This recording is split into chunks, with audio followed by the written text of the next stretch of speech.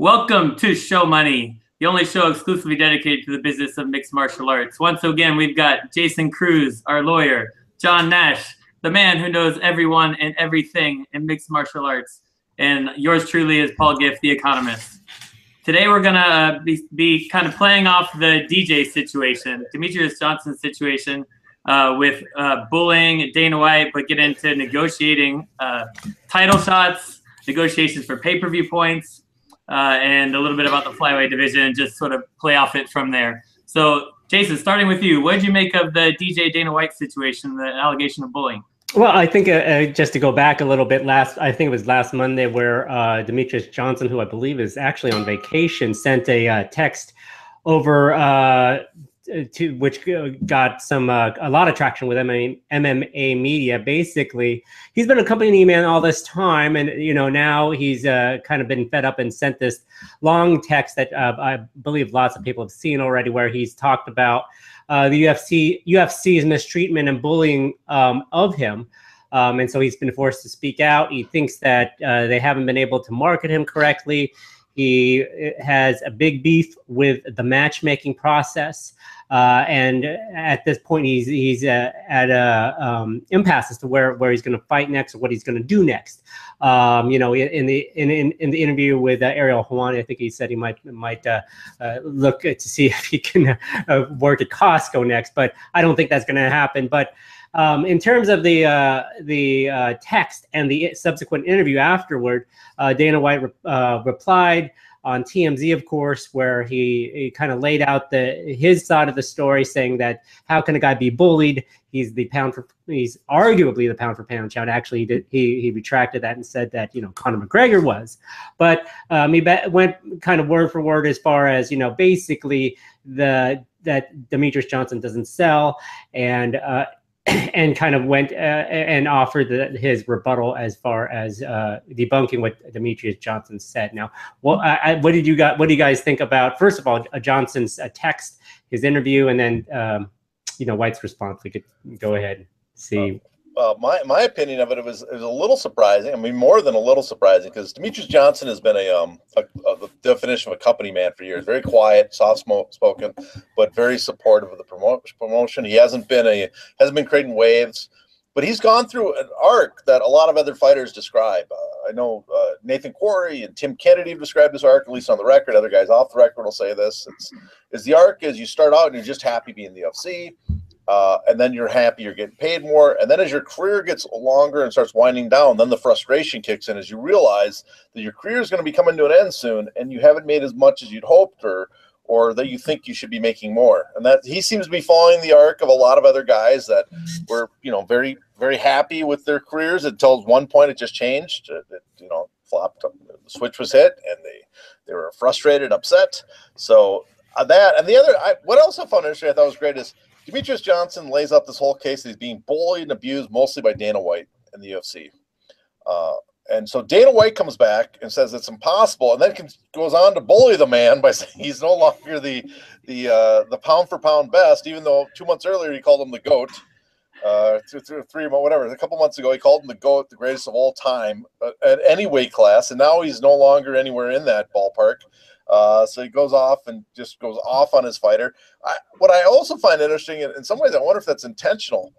Dana White's purpose before was to be the spokesperson, the figurehead of the UFC, to basically be the star of the UFC. But he also played the part behind the scenes from a lot of people that he was the bad cop to Lorenzo Fertitta's good cop. That was his job. Joe Silva played that part too, the bad cop often. But now I wonder if he's playing the same bad cop with the new management owners. He's the lightning rod to take all the criticism. It's his fault. He's the jerk doing all this stuff. Blame him and don't blame the UFC, the rest of the new ownership. It's only Dana White that's the jackass causing these problems. Paul, you think I'm onto something, or am I crazy? I mean, I think you're onto something with the good cop, bad cop, and is it Ari Emanuel or someone else over at WME-IMG playing the good cop now? I mean, I feel for DJ just because he's in the unenviable position of being, arguably the best of all, pound for pound. But he's in a sport where when when he comes out and says, look, every other sport, the people who win get paid the most. But when you look at those other sports, if you actually study those other sports, winning is what drives a lot in terms of revenue. Fans actually in basketball, NBA don't care if your team is that boring as long as you win. And that's sort of what's been shown over and over again. But then you go into MMA and you don't have that. You have to win, of course, to be even reasonably popular. But it's about entertainment and eyeballs. It always seems to go back to that. And so he's trying to fight that bad position that he's in that makes no sense to us because we're core fans and we love the guy and we think he's amazing. But he just doesn't seem to draw for whatever reason. And so this has to work into his negotiations and to his pay-per-view points and his negotiations with the UFC. So how do you think that plays out, Jason? Well, I think two things. I think that the interesting thing that John had pointed out was the career arc, and I think that usually that occurs on the downside of a fighter's career. And here we have basically Johnson at the arc. I mean, at the top of his career. I mean, he's still on a tremendous win streak. He owns the flyweight division, and yet he's very unhappy with how he's being marketed to the company. I also think one of the interesting things that came out in the text and probably was interesting to me is that I think it was Mick Maynard basically told DJ that, listen, smaller fighters don't sell. And, I guess I applaud him for his truthfulness, but he had to know that that would not sit well with DJ. He can't do anything about, his weight division and the fact that he's basically the best on the planet with that. So I'm not sure where he goes from here. Obviously, in other sports, boxing, not boxing. In other sports like baseball and football, where you have contract squabbles and contract impasses, where there's people when there's bad blood between the two sides. At one point, they'll usually come together. I don't think Johnson didn't say anything about him retiring or walking away, just that he's angry. So I'm not sure if this acting out is one of those things that happens and then they come back together and Johnson gets a new deal, gets some of what he wants.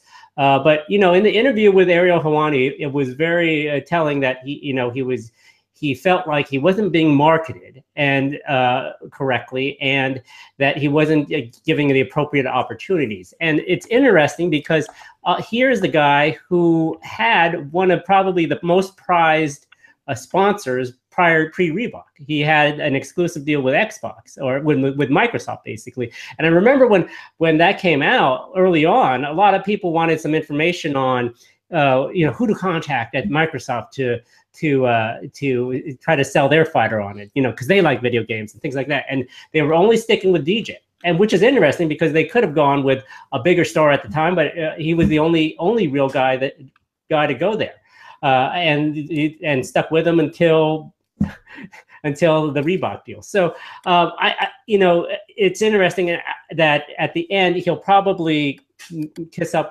and make up with the UFC, but at this point he's laid out his case. Yeah, what I find interesting DJ, I think part of DJ's problem, and it's not just that lightweights are not as popular, and that's true. Lightweights are generally not as popular. The higher you go up in weight class, the more fighters like them. The business model, the way the UFC works, and the way MMA in general works, doesn't really suit DJ. If you look at it in MMA, it's either Bellator or the UFC. They want ratings on TV, or they want to sell pay-per-views. Where if you look at like boxing, if UFC had like an HBO Showtime partner, look at Chocolatito Gonzalez. He's not a major star, but he draws hardcore fans that would watch him on HBO. That's subscribers. HBO makes a lot more money on that. There's no model, since UFC is not putting that much effort into their Fight Pass. If you look at the lender's presentation, it doesn't sound like they're making that much on it. If you look at what they've done the last year or so, it's obvious they're not making that big a commitment to Fight Pass. There's no way for DJ to be the draw that I think he can be to hardcore fans. There's no way to monetize, I should say, those hardcore fans that will tune into him.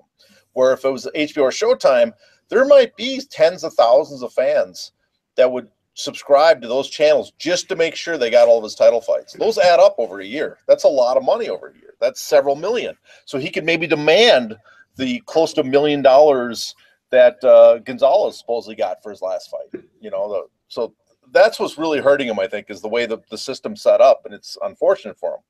The other thing it's set up is, I think this whole squabble does do a good example of showing the problems, I guess how negotiating and titles work hand in hand in the UFC. That a lot of people were surprised he doesn't get pay-per-view points. They thought that was automatic. But, you know, he has this title and he's trying to leverage it now.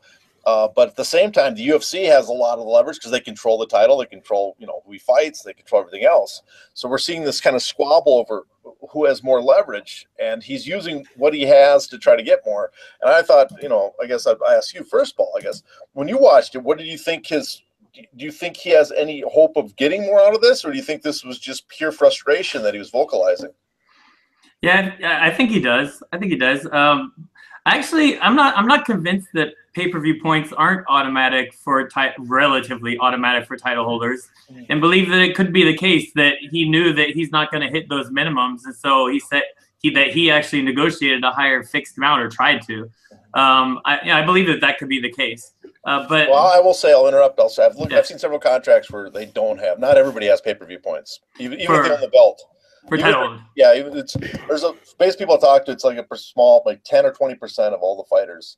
But usually those are the top guys, either champions or contenders, that have it in their contract that if you hold the belt, you get points. Right. Yeah. That's what I was saying. It seems like it would be relatively automatic, maybe not a given for everybody. But so DJ, right? When you look at his numbers, he as a numbers guy, he does not have a lot of leverage. But he's got that title. He's had it forever, and he's about to possibly break or tie the record. And everybody loves him. That would seem to be where, if there's going to be any leverage, that's where it is. That you do one bad thing about DJ, and the hardcore people are going to go off on you. But if you just look at him pure numbers, I mean, he does not have that much leverage for a long-time title holder. They've tried to make it work on pay-per-view. It hasn't worked. You know, he ends up on Fox a bunch, which should give him a bunch of exposure. But he hasn't had that Conor McGregor yet to help build him. But what do you think, Jason, about his leverage? Well, I think that maybe John has something going with the Chocolito example, because the thing about Chocolito that helped him the last 3 or 4 fights, was he was essentially the sidecar to Triple G. And that helped immensely with ratings. And he was on the pay-per-view with I think it was on the pay-per-view with Triple G, and now he's going to get his own main card the week before the Triple G fight, his rematch. I believe it is, and I believe that. I mean, so that's propelled him. So perhaps when you talk about the marketing of DJ, he's been sold as the main event. Whereas if you link him with somebody like a John Jones or another title fight, or a Stipe Miocic, or something like that, where he doesn't have to hold his own to sell, it may be beneficial. And if he were to get those lobby for those pay-per-view points, you would probably want to also lobby for the fact that he gets on a card at the end of the year card, or the July card, or one of these huge cards where they stack it up with multiple title fights or multiple great fights. So he knows that he's going to be have a lot of eyes on him, as opposed to being the guy on the Fox card in March after a big pay-per-view or something of that nature. Because like Paula said, the numbers show he's not a huge draw by himself, and the Fox numbers are starting to show. I believe the last time the headline went in Kansas City, it was the lowest Fox ratings ever. So it's a hard thing to argue with the numbers. Yeah, he's also too. I mean, like I agree. One thing Luke Thomas said is he's prestige. He adds prestige to your brand, but he can't really benefit from that because only the UFC runs flyweights, and he also can't really benefit because the UFC, you know, it's their title. So it's not like he can force a bidding war with a bunch of promoters to bid on him in his next fight. He's kind of, you know, he adds prestige value to the UFC, but there's not massive competition for him to drive up that value. He has one market for flyweights. And I guess the two, I mean, to show you the threat, how little the UFC considers a flyweight. I mean, Dana White said that they're thinking of folding the flyweight division. And so they've been talking about it for 3 years, which is kind of strange. That was 2 years after they made the division. So I don't know if that shows a lot of great foresight by the UFC. But apparently he said they might fold the flyweight division, get rid of it. And of course, UFC and of course, DJ called the bluff and said, "Go ahead and do it." I'm not sure the rest of the flyweights were happy that he called that bluff, but he did. So you know they're all in it together to get rid of. They're willing to get up the flyweight division. So I guess for you guys to say, what does it tell you?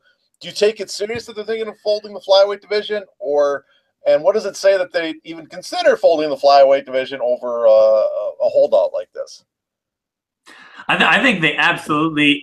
I mean, if they're not considering folding the flyweight division, they're not doing their job back there in the back office.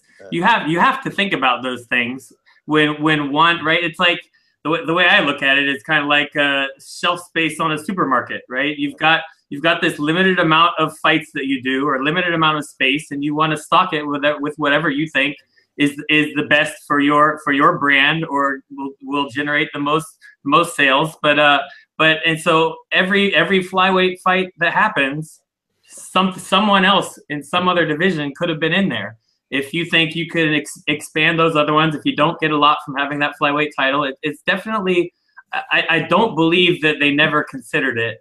Now, would they go through with it? I'm not quite sure yet, because what would they sort of expand with? It doesn't necessarily have to be another division, because you just throw more of other types of fights out there. But they've explored, I think, DJ on the co-main event twice. I was thinking of that question that you asked, Jason, about matching with John Jones. He actually has been matched with John Jones twice, way back in the day, and then what? Yeah, about a year ago. Yeah. But if they're not at least exploring that company is not doing their job. They have to think through that when you have sort of one product line that's not seeming to do as well as the others. What do you think, Jason? Well, you know, he does have a following with the video games and like his Twitch channel and whatnot. And that's, you know, I'm surprised that the marketing department haven't found a way to break through with him. And I'm not sure if it's whose fault it is. If it's the UFC's fault for not marketing him properly, or is it DJ's fault because he just, for one reason or another, he can't connect with the casual viewer that wants to buy a pay-per-view. I mean, if you actually watch the guy in person, he's just phenomenal.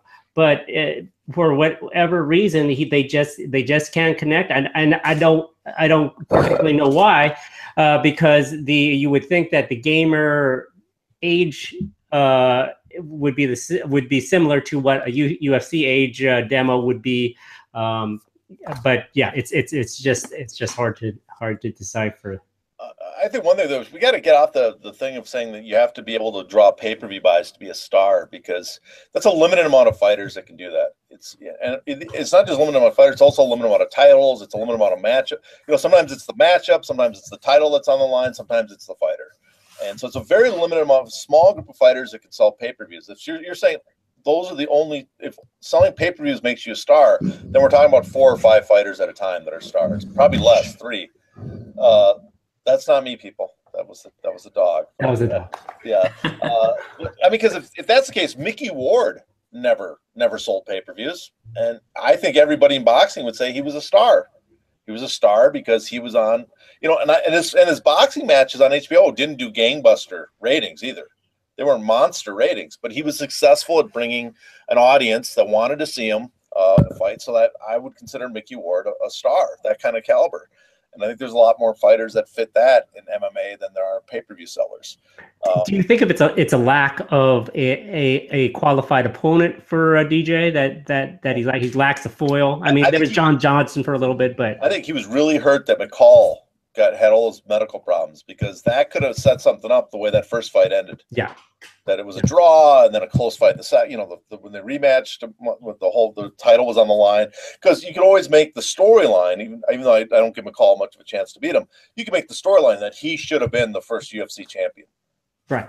So that said, I think he was kind of hurt by that. That could have been, and McCall is a personality. He's a weird guy. He has a weird, he has an interesting look. I think he's a much more sellable figure. So just as a rival, that would have helped him a lot. He was hurt by that. They just kept throwing random guys against DJ a lot of his fighters, how many times they even get any sort of push the fighter he's going against? There's just some guy lifted off the Facebook prelims basically and thrown at him. So, I mean, aside from Cejudo. And Cejudo's like way too early. It wasn't like Cejudo's like, well, here's a guy that's on his way to being a known commodity star. Let's throw him at now. Before anybody had a chance to let it build and, to 2 years, maybe a year, 4 or 5 fights more down the line, where people are like, oh, this is the guy to beat DJ.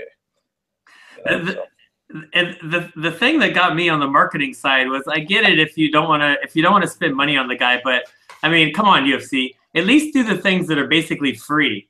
Like the DJ was talking about social media, and I got 2 social media posts or something. It's like, recognize if you're not going to spend money on this guy. It was 1 week after UFC 210, so it's hard to market a lot. But the free things, like, bombard the market with the free ones. Just, if nothing, just to show the guy that you're trying.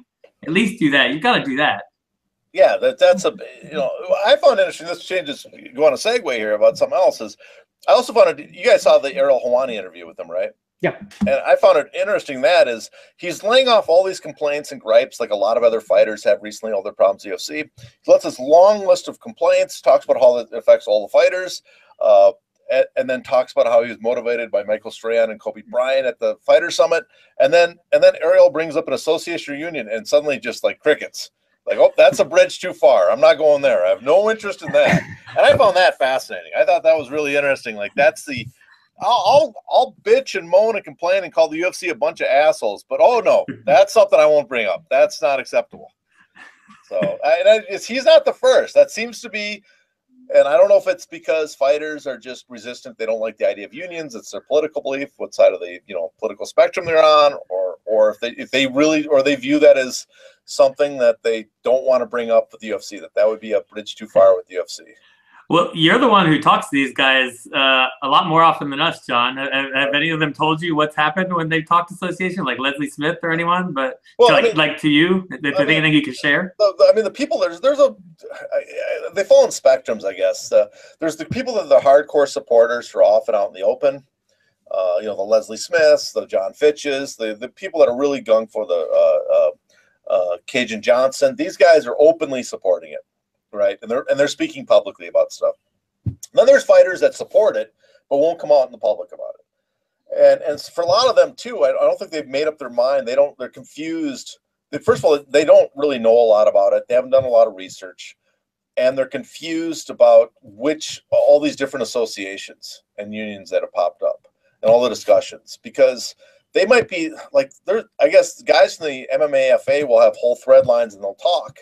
But I'm not 100% certain, and this sounds mean, but I'm not 100% certain the fighters that are in those threads talking, if they know they're talking with the MMFA or if they're talking with the MMAAA, if they're, that they're not keeping track which group is which. And then there's the guys that oppose it because they just don't like unions and stuff, or they think all these guys are crooked. And a big part in my head, too, is probably that I do think a lot of the management in MMA is hostile to the idea of a union or association. So that's a problem, too. I think, a lot of fighters are getting in their ear that this is not good to make an association or union. So not only are they working against the promoter, they're working against the anybody trying to organize is working against the fighter's own management too, in some cases. So it's a confusing mess. I hope that answers it, people. Well, maybe he's just still DJ is still kind of a company man at heart, and he doesn't want to answer any questions about the MMA-FA or any of the associations or union talk. And the interesting thing is also, what's that? Oh, sorry, man. I was just going to throw it to you. I mean, the other interesting was T.J. Dillashaw got along. Right. That was I was going to bring that up. I mean, he that's was. Why I interrupted you, because I knew you were. I wanted to get it in first. Yeah. No, but yeah, no, you're correct. I mean, how hard? I mean, Dana White is pushing TJ. I mean, and TJ is big. I mean, he has the T-shirt and everything that he's a part of the association. So. Wait, but has he done something lately? Has he maybe been moved off it? Like, have we heard? He has a T-shirt. he had or has? I don't know. I don't do his laundry. I don't. Because I haven't heard anything from him lately. I don't know if you guys have. That's the only reason I said it. I haven't heard from any association lately, or I mean, at least the MMAAA. Yeah, and I haven't heard from the PFA either, even though Boris said he wasn't going to quit, I guess, a little while ago. And then he said he was going to quit. Then he said he wasn't going to, but then we still haven't heard anything. And then we passed that deadline? I don't know. All right, yeah, we did. Yeah, a long time ago. Do you guys think it's possible they could shut down the flyweight division? I know going back to that. Do you think that's a possibility? I think it's also a possibility the 145-pound women's division. It's never really appeared in the first place. They don't even have rankings. They have Did it even happen? Yeah, it never. We'll just write it off in history. It was a dream that we all had one time. It is funny. For those who don't know, go to UFC.com and look at rankings for women's featherweight division, and you'll find, I believe, no champion there, I think, and definitely no rankings. I don't even think they have de Randamie listed. No, they don't. Again, I mean, I have no clue with that. To me, that thinking was people are like, division was made for Cyborg, but I'm not 100% certain. I think that division might have been. Remember, they announced that fight before Ronda Rousey's fight. And I think the thinking was, if Conor can get so much press for winning the lightweight belt, the idea was, I think, whoever was coming up with that scheme was, when she beats Amanda Nunes, because supposedly a lot of people were saying that they were convinced she was going to kill Amanda Nunes, that then we'll put her against, have her move up, fight the 145 champion, and make even a bigger deal about it. And fight Cyborg, really? Well, I remember Cyborg wasn't booked. There's questions about how, and this is conspiracy theory level, but think about it. They offer Cyborg the fight. She turns it down, says she can't do it. Then they hot shot another title fight with Holly Holm in it. I mean, if you're thinking that would be great. A great fight for Rousey, you're like, oh, let's get this title in. We won't have Cyborg to interfere. We'll get the belt on Holm, and Rousey will win a title. And we'll put them up against each other again. I like where your mind's at, except I lose all faith in UFC matchmaking if they truly believe that Ronda Rousey was going to kill Amanda Nunes. It's where it falls apart. The whole thing falls apart. I'm not the one saying that. I'm not. That was Joe Rogan was saying that, on a show. That was the people. William Morris were convinced. They didn't even know who Amanda Nunes was. They couldn't keep track of her name. That's what he was saying. I'm not. Hey, listen, I don't know. I'm not personally saying, but I heard from Joe Rogan. I heard from other people. They were telling me that was the case with some people. And maybe none of them went up and asked Joe Silva what's going to happen. I'm sure he had a better idea. That was what's going to happen in that fight. Or Shelby was like, they didn't ask those guys. They were convinced that Ronda was, the Terminator was back. That the Holly Holm fight was a fluke. Right. And now it feels just pretty much like it feels like a gamble almost. A little risk where you're basically milking probably a Cyborg title until she either loses a lot or retires, and then you see if you have that division built out or not. The cost of starting a new division is pretty much nothing. The cost of shutting it down if it's not built out seems to be almost nothing. You might have a few contracts left, but the interesting thing about it is these things don't seem like very expensive moves for the UFC. Starting a division is like a press release. That's it. Shutting down a division that's not built out is almost nothing. And it also feels like, it seems like, I don't know why they seem to be neglecting, not neglecting, but ignoring what they have with Cyborg. Like they're hostile to the idea of, not hostile, but they're hesitant to work with her. She's not going to be as big as Ronda or even Holly Holm was when Holly beat Ronda. But Cyborg's, we're talking about stars. She maybe not sell pay-per-views, but she's a star. People will buy tickets to watch her. I'm just surprised they don't give her the belt and say, well, whatever 145 we can dig up to throw against her and watch her beat up, we'll run that as long as possible until we find someone that will, then when someone beats her, people are going to go nuts. We have another star. So I'm surprised they haven't done that. That's not their thinking. But apparently it doesn't seem to be their thinking. Yeah, that's what I expected as well. I mean, that's what I still expect for the Anaheim show, but I don't know if rumors are changing. Jason? No, I agree. I mean, she the last time she was on TV for that Brazil show, the ratings were great, and she does. I mean, she can present herself to be a appealable figure for people to follow. And I don't know if it's just the UFC doesn't trust her, or they're afraid of another USADA notification, or what the deal is. But yeah, it's not. So there's a disconnect somewhere. Yeah, I mean, maybe they're worried. You know, stuff like the when she punched Magana at the summit. Maybe they worry about her act. But I mean, to me, Cyborg's big mistake was that she didn't punch someone she could fight later. There was nothing to promote at that point. Well, I think wasn't it earlier in the day or earlier that week? She had a picture with Megan Anderson. She should have just clocked her. Yeah, or you know, or Kat Zagano said she'd fight her. She should have punched Kat, come just right behind the back of the head. Yeah, they should have had it. I mean, I miss these retreats. I mean, I'm glad they brought it back. That Ortiz Mitrione squabble. I mean, they really outdid it themselves this year. Well, we got time, so we should talk a little bit about that summit, because that sounded like an absolute clusterfuck. That thing. I mean, it kind of. I mean, there were actually a lot of fighters had some good word about certain, but there certain parts of it. You're like, wow, this sounds like nothing like they planned when they brought these guys together. You had Cyborg punching someone. You had Leslie Smith asking about unions and associations right in front of the management. You had Cajun Johnson bitching out the sponsors for all the money they lost, Reebok, and then you had another sponsor from, was it Anheuser-Busch? Drunk. I mean, 9:30 in the morning or something, and basically, mocking all the fighters because they're not winners. Yeah, that's going to go over good. I'm surprised that guy got out of there with his life, tell you the truth. I'm surprised the fighter wasn't waiting for him in the back alley somewhere. Do we know if that guy's still working at Budweiser? Do we know? No. Anheuser-Busch? I mean, because it's utterly mind-blowing. Like, I get it. You work for a beer company. It's cool. Drink beer while you work for a beer company. But come on, man. Like, anybody who's giving a presentation, corporate presentation, knows I can't show up with a beer in my hand at 9:30. And I can't be drunk. It's fun. I think his image of MMA and fighters was based on the Let's Bleed guy image that he had, that they're like, oh, fighters are just, they're going to be, all they care about are, it's like the stereotypical affliction wearing, maybe he is. Maybe he's one of the stereotypical affliction wearing fans that, you guys just cheer to die for me and that's it. You should love that. I mean, maybe he is a hardcore fan. I take back shit. That's some old school right there. It's interesting that I've been on company retreats before in the past, and everyone seems to hate it or tries to find a way to get out of it. And what do you guys think about holding it every year for the UFC? It seems like they had the intentions correct in that they wanted to bring everyone together, to meet everybody and whatnot, and have them meet the sponsors. But it seemed like the execution didn't come out correctly. What do you guys think? Do you think they should do something like this again? Because it seemed like they wanted to at least look like they're talking to them. They should.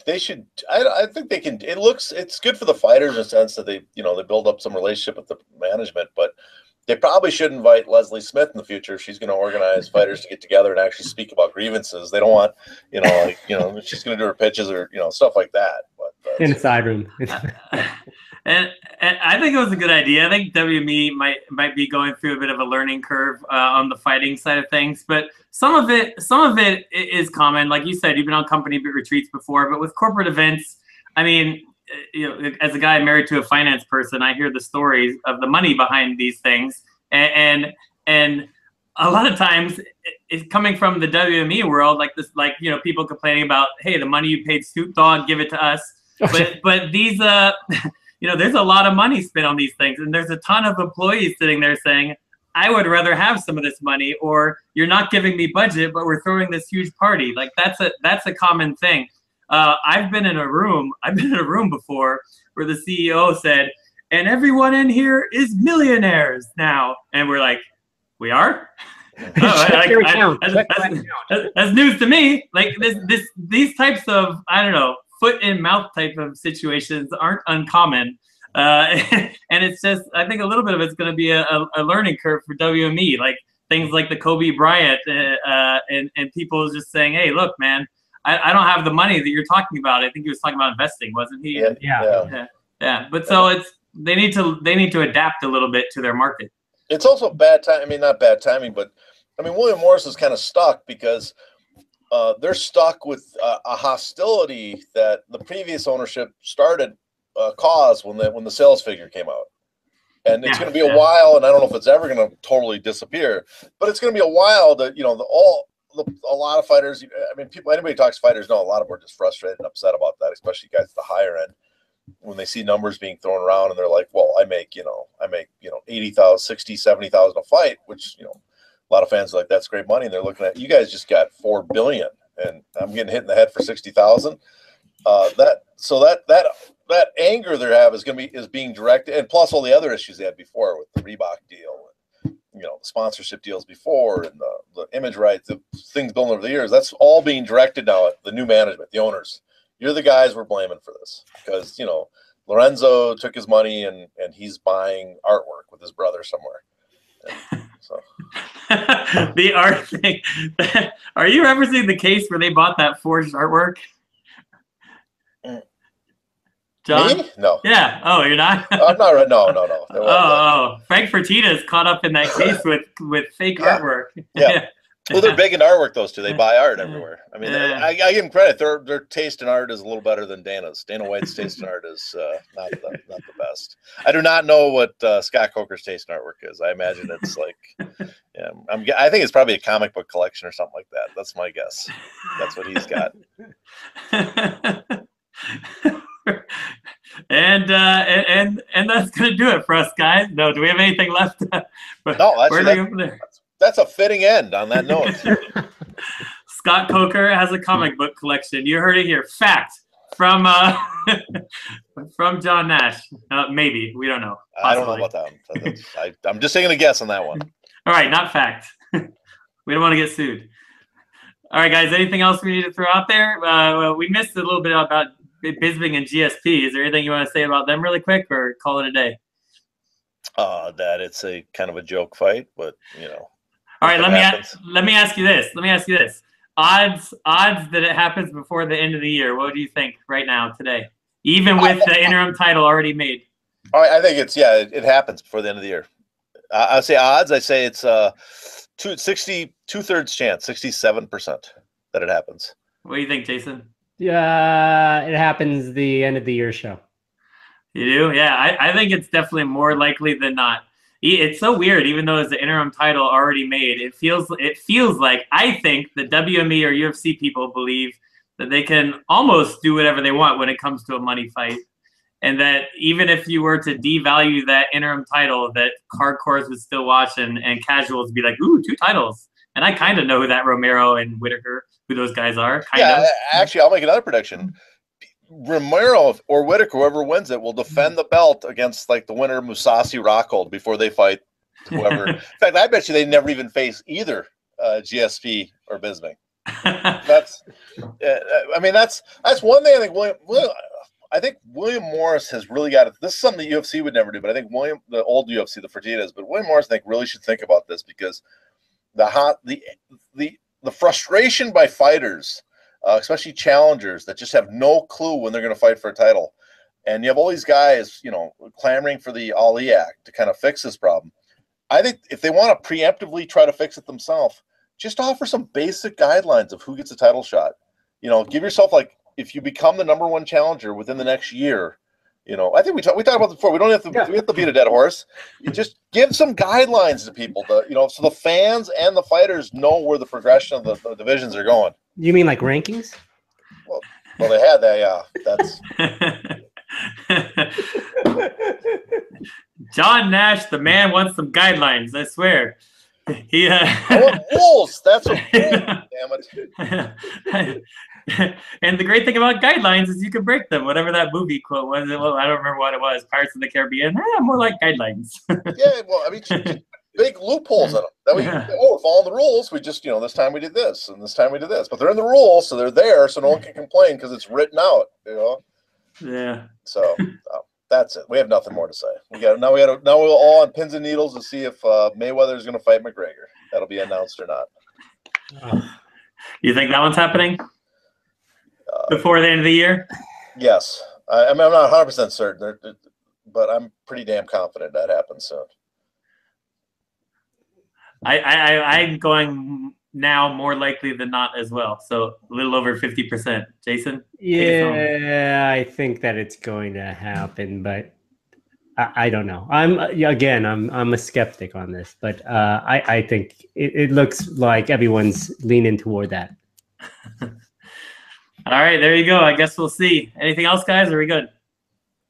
No, we're good. Let's get out of here. We got things to do.